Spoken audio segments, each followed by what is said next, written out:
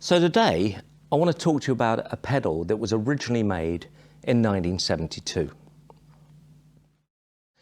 This picture is from a trade fair that SolaSound was at, and they were sharing a stand with Carlsberg. And here you can see the Carlsberg amps all lined up and the SolaSound PAs. I recently got one of these. When we eventually get a new mkiv, it won't be long now, folks, I promise. I'm going to set this up, but recently I managed to get a minty version of this PA system, which I was dead chuffed about. But this picture has always intrigued us, and the reason it's intrigued us is there's a pedal down here which, to all intents and purposes, looks orange. And we have never seen a Batman Flash orange pedal in the flesh.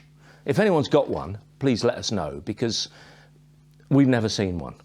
Don't go making one and just to annoy us. But but there's one in this picture. So we've always looked at it and we thought, well, what was inside? It could have been anything, really. I mean, 72, probably a Mark IV with SDC transistors, or maybe nothing. It's only on a stand. It might have been an empty box. So when we thought, well, what would... Do you mind if I take this off? Because it's hot and stupid. We thought, what was inside? The Mark IV, was it empty? Was it used to make the prototypes of the jumbo case? And I suppose nobody actually knows, but it's a great thing to play around with it in your mind. It's a little piece of missing history from the SolaSound history books. So me and Dave were chatting about it one day, and we said, well, you know what, we should make one. We should make an orange pedal. And we got onto our screener and said, can you make us some of these pedals? Sent him the picture. And he said, yeah, of course I can, of course I can. And he sent it back totally wrong, which was very unlike him. But he'd been through a sort of life-changing moment.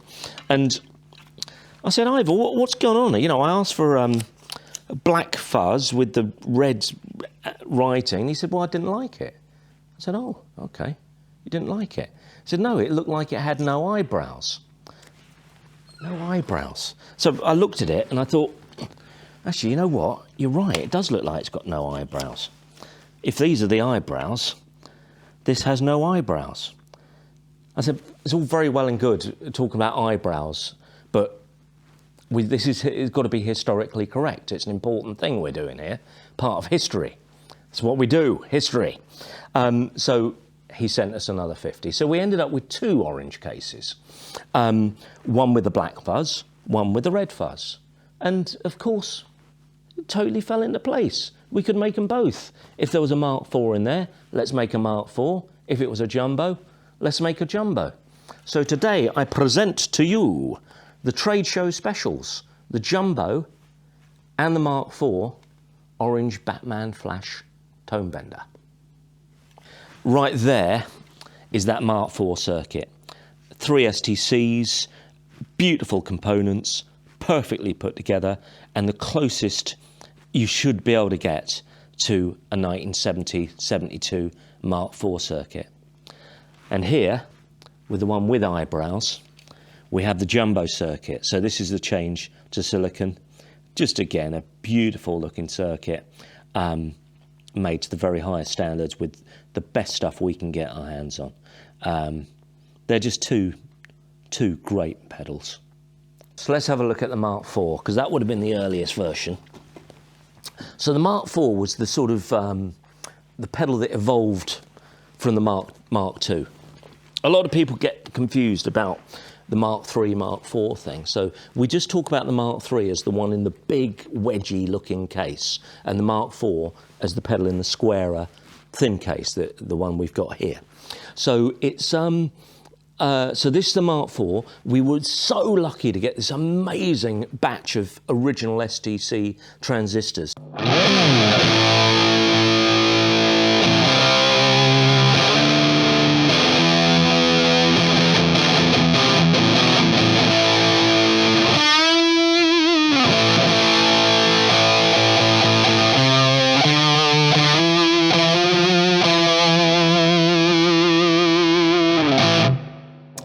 think you can hear it's more powerful than Mark II. It's got more sustain, but it's still got the very nasty, gnarly edge. The cleanup.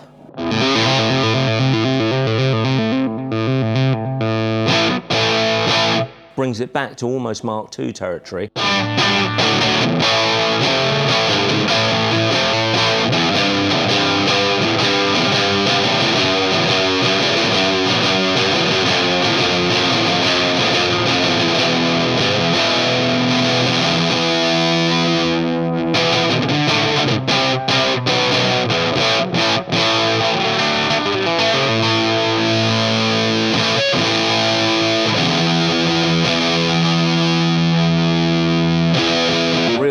Fizz.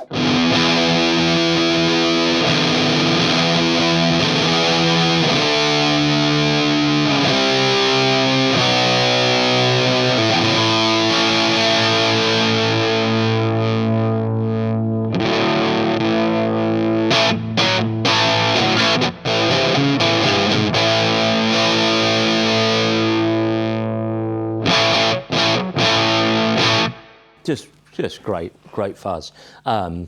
Sort of transparency to it, and you really hear the telly. So that's my clean telly sounds. Really hear the character of the guitar coming through.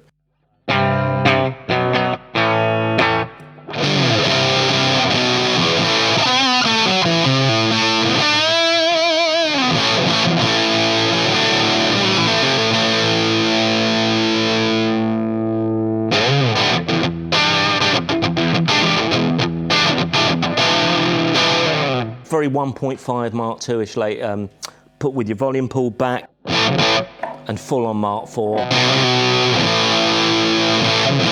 at full tilt. And you sort of think, well, that's the pedal. Who's going to want that later silicon one? Wait till you hear this. This is the jumbo.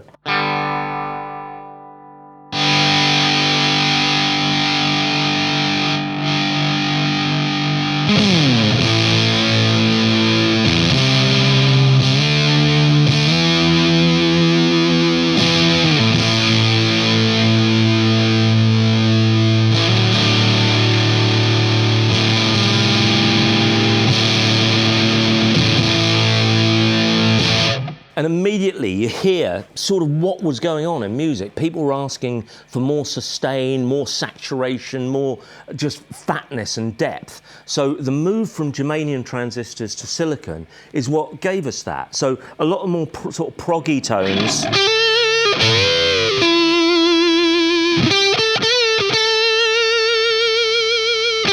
Actually, let's just quickly stick a Les Paul through that to really show you what I'm talking about.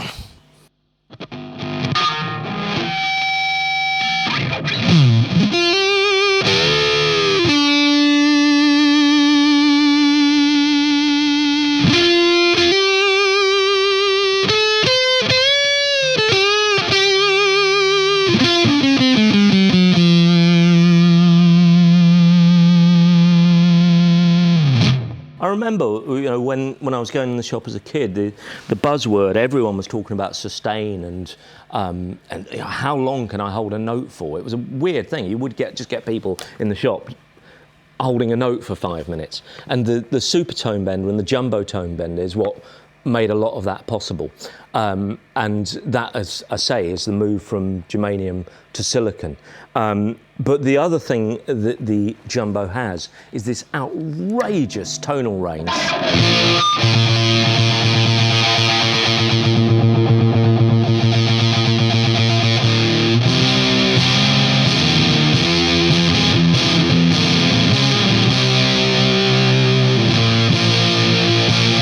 The cleanup's very different. You roll back my volume. So the cleanup with the jumbo is more tonal. It's you hear this this almost huge bass coming in just by increasing the volume. So you're going from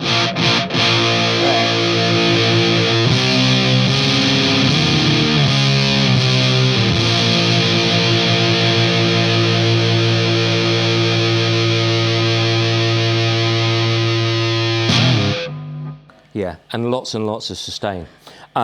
So these two pedals, I hope, certainly the aim of us making them was to make the most vintage correct, best Mark IV we've ever made, and the earliest version of the Jumbo that anyone would have ever experienced. And hopefully out there in the real world is an orange one somewhere with one of those circuits in it. Once again, I have to thank Dave Main who dreamt this up and who indulges in our crazy fuzz dreams to the highest possible level of total nerddom in a good way. So brilliant. What do you mean you want to hear them both together? Serious? All right then.